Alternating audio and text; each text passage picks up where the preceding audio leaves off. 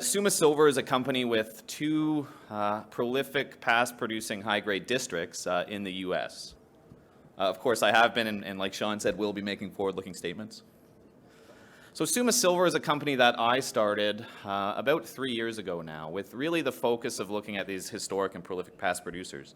I really like the southwestern U.S. I really like these old mining camps, just maybe the romanticism of it all.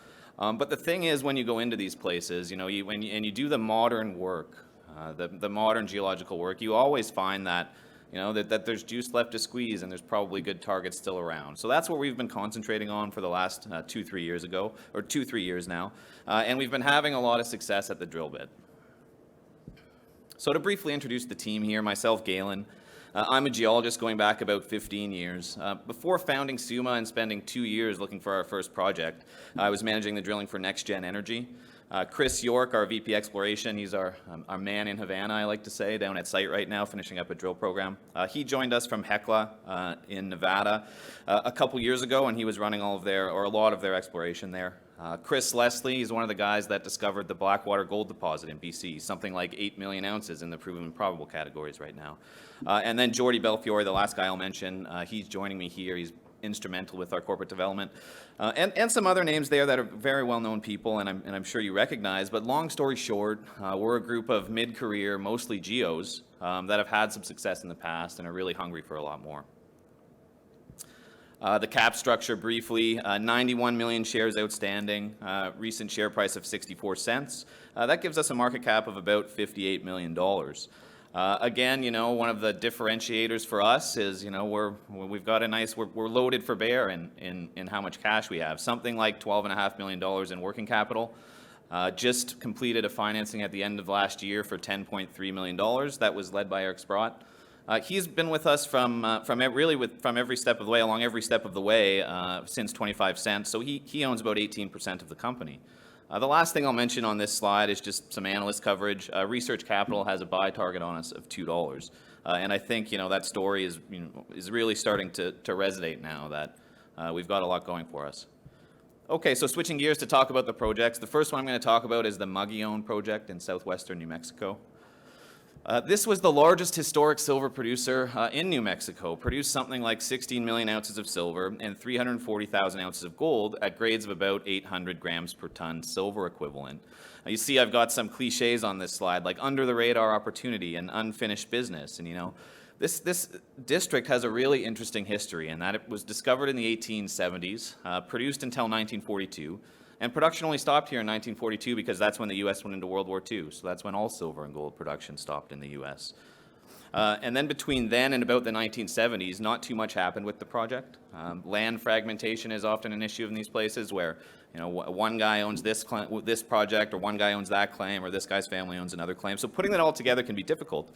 But in the 70s and 80s, it was done by a really well-known geo from Nevada named John Livermore. And this was the guy that discovered some of the original Carlin deposits for Newmont back in the 60s. So he really liked this area. He put it all together.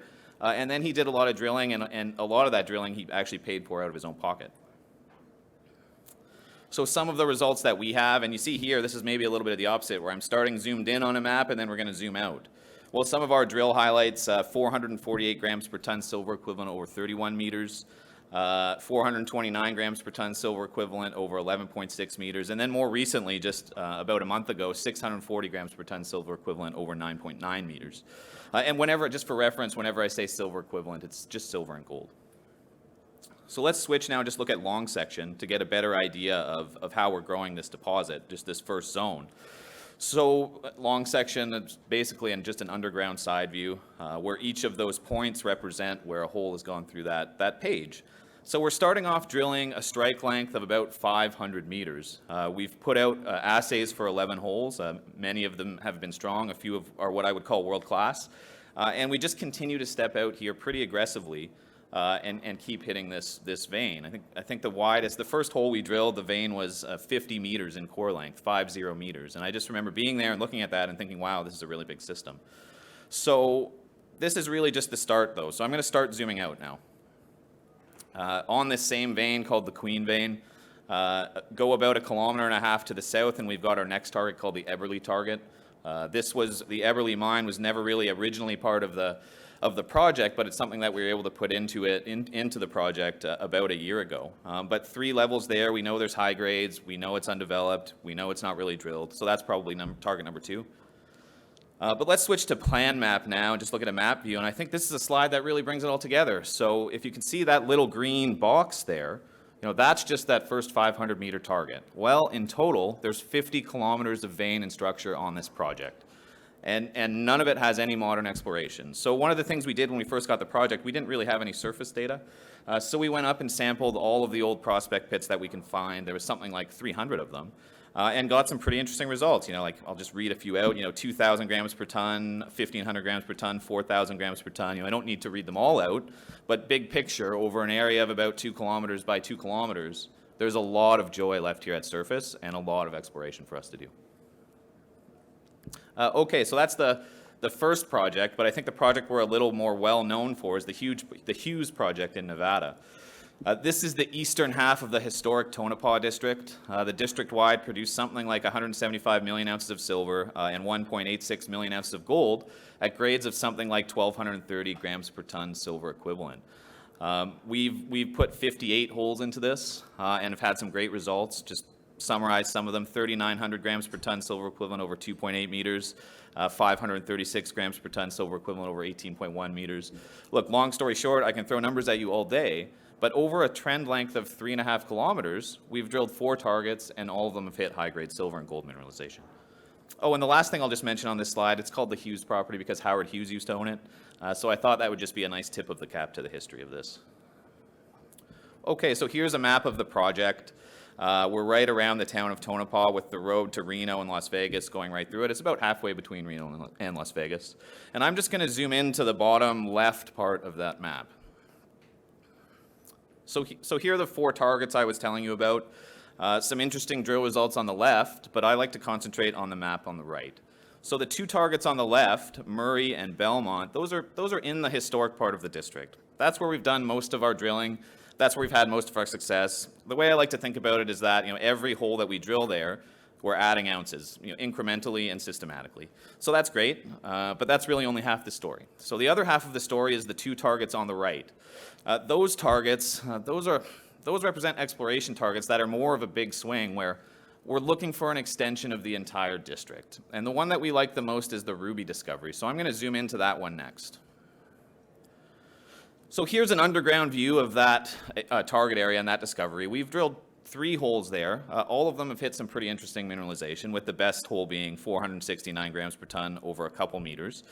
But we're really excited about it because we really like the way the veins look. They get to be 5-6 meters wide, classic epithermal textures. We really like the way the alteration works, or looks. It's just another word for smoke when I say alteration. Just classic textbook stuff that as geos we all learned about in school.